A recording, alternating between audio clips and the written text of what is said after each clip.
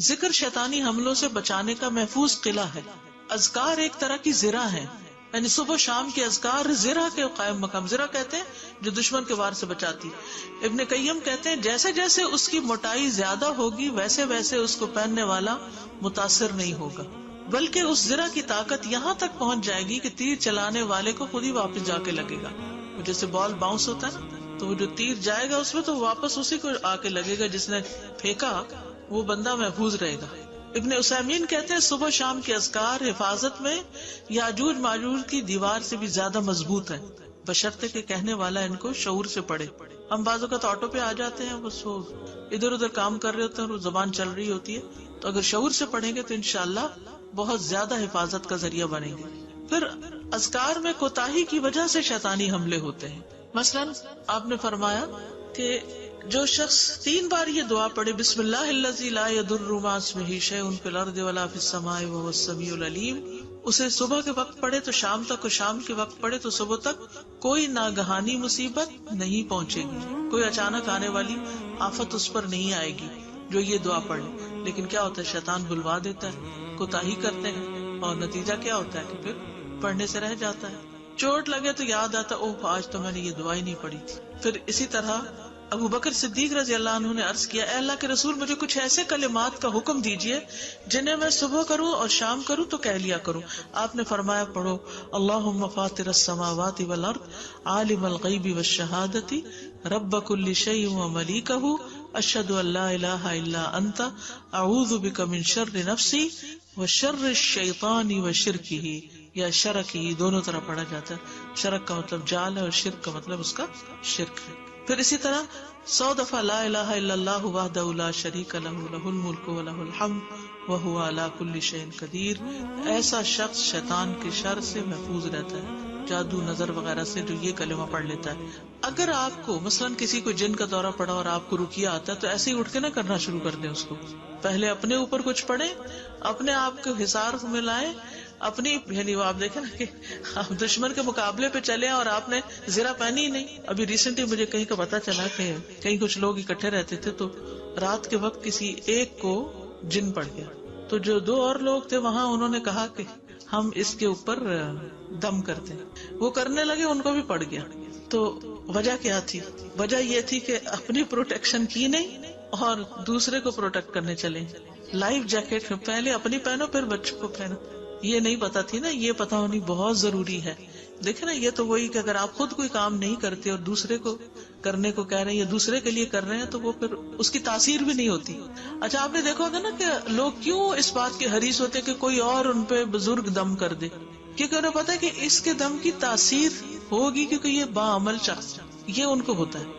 تو کتنی دیر لگتی ہے باعمل ہونے میں؟ آپ خود بھی باعمل ہو جائے، وہ کام اپنے لیے کر لیں اور اس کے بعد آپ کی بھی انشاءاللہ افیکٹو ہو جائے گی.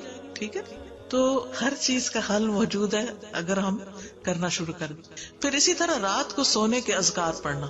رات کو جو خوفناک خواب آتے ہیں، بعض لوگوں کو خواب آتے ہیں کہ ان کو کوئی اڑا رہا ہے اور صبح اٹھتے تھک کے چور ہوتے ہیں. بعض لوگ خواب میں بھاگ کے پیچھے بھینس لگی ہوئی ہے اور وہ کبھی یہاں چھپ رہے ہیں، کبھی چور آ رہا ہے تو دروازے بند کر کے وہ کنڈی نہیں چڑھ رہی.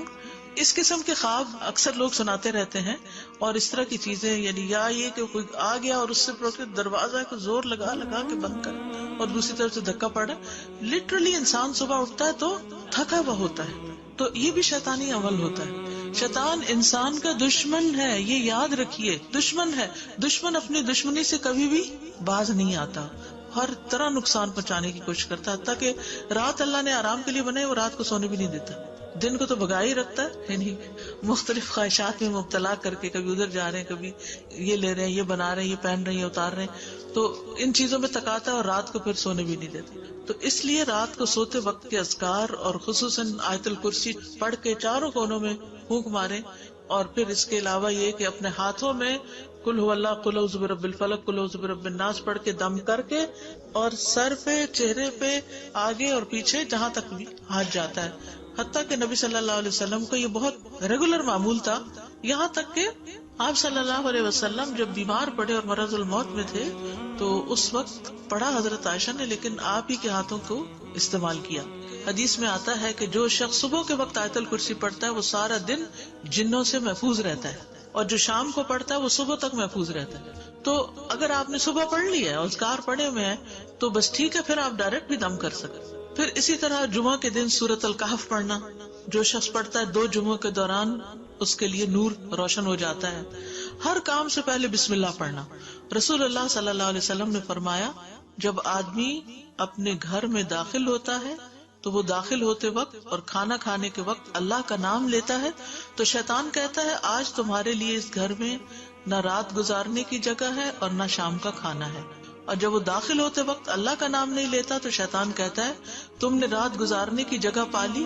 اور جب وہ کھانا کھاتے وقت اللہ کا نام نہیں لیتا تو شیطان کہتا ہے کہ تم نے رات گزارنے کی جگہ اور شام کا کھانا بھی پا لیا، یعنی وہ ہمارے کھانے میں بھی شریک ہوتا ہے. پھر اسی طرح سواری پر بیٹھتے ہوئے بسم اللہ پڑھنا، یعنی گاڑی کا دروازہ کھولے تو بسم اللہ پڑھ کے اندر داخل ہو تاکہ اچھی سی ڈرائیونگ ہو اور خیریت سے اپنی منزل تک پہنچے. ٹھیک ہے. پھر اسی طرح حدیث میں آتا ہے، ابو لاس خزائی کہتے ہیں نبی صلی اللہ علیہ وسلم نے ہمیں حج کے موقع پر صدقہ کے اونٹوں میں سے ایک اونٹ سواری کے لیے دیا. ہم نے عرض کیا یا رسول اللہ شاید یہ کمزوری کی وجہ سے ہمارا بوجھ نہ اٹھا سکے. نبی صلی اللہ علیہ وسلم نے فرمایا ہر اونٹ کے کوہان پر ایک شیطان ہوتا ہے، ہر اونٹ کے کوہان پر ایک شیطان ہوتا ہے. جب تم اس پر سوار ہونے لگو تو اللہ کا نام لے کر سوار ہو جیسا کہ تمہیں حکم دیا گیا ہے، پھر اسے اپنے قابو میں کر لو، اللہ تعالیٰ اسے سواری کے قابل بنا دے گا، یعنی اس کا شر دور ہو جائے گا. اس زمانے میں ظاہر گاڑی تو نہیں تھی، لیکن سواری اگر ہم اس کو لیں اور دیکھیں سواری کا بھی شر ہوتا ہے، کبھی راستے میں رک جائے اور کئی مسائل ہو سکتے ہیں، تو اس میں بھی بسم اللہ پڑھ کر داخل ہوں. پھر اسی طرح شوہر بیوی کا جو تعلق ہوتا ہے اس میں بھی دعا پڑھنی چاہیے، اور وہ دعا ہے بسم اللہ اللہم جنبنا الشیطان وجنب الشیطان ما رزقتنا. کتنی خوبصورت دعا ہے. اے اللہ ہمیں شیطان سے بچا، ہماری محبتیں قائم رکھ، کیونکہ شیطان جو ہے وہ فزیکلی بھی میاں بیوی کو ایک دوسرے سے دور کر دیتا ہے بدگمانیاں ڈال ڈال کے.